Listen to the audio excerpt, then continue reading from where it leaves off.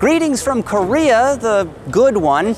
Genesis flew me all the way out here to test drive the brand new GV80. This is the luxury automotive brand's very first SUV. I've spent a little bit of time behind the wheel earlier today, and here are a few things you should know about it, specifically 5 things.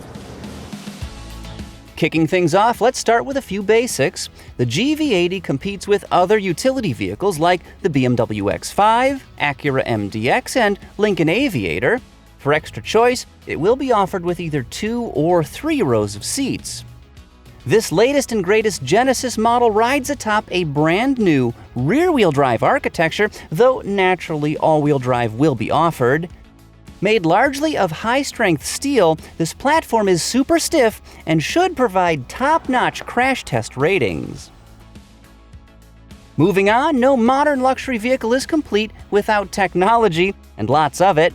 Accordingly, the GV80 has plenty of whiz-bang features.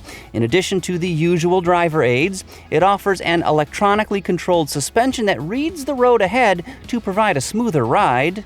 Augmented reality navigation is offered, and this projects driving guidelines over actual images of the road to make it easier to follow directions. And the adaptive cruise control system even has machine learning capability, so it can adjust its behavior to match your driving style.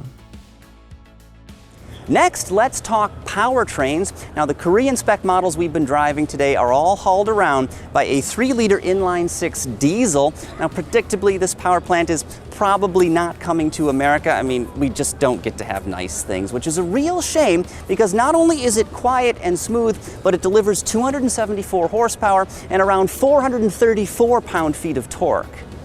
On the menu in America should be a pair of turbocharged engines. Now, this includes a 2.5-liter gasoline-burning 4-cylinder, as well as a Genesis-exclusive 3.5-liter V6. Now, unfortunately, I do not have any horsepower or torque figures to share, not even estimates, but what I can tell you is both engines should be bolted to an 8-speed automatic transmission.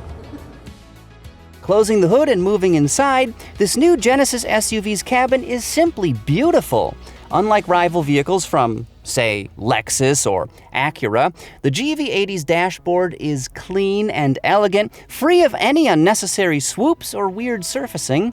Not only is it super clean, this interior is made of top-notch materials with creamy leather, soft micro suede, and rich-looking wood furnishings. Finally, let's talk driving dynamics. Regrettably, my time behind the GV80's wheel was limited to about an hour, most of which was spent slogging through rush hour traffic in Seoul. Still, here's what I can say about how it handles. The diesel engine is smooth, quiet, and torquey, plus it should meet the most stringent emissions requirements. I'm quite sad we won't get it. This vehicle's transmission is also perfectly refined, and its ride is quite smooth, though it's not as buttery as I expected. You feel the vehicle fighting against its available 22-inch wheels, which have got to be quite heavy. Finally, the GV80's steering is as you'd expect for a vehicle like this. Not bad, but still pretty uninvolving. Of course, pricing has not been announced yet, but you better start saving your won because while the GV80 is likely to be a very strong value compared to its rivals, I don't think it's going to be cheap.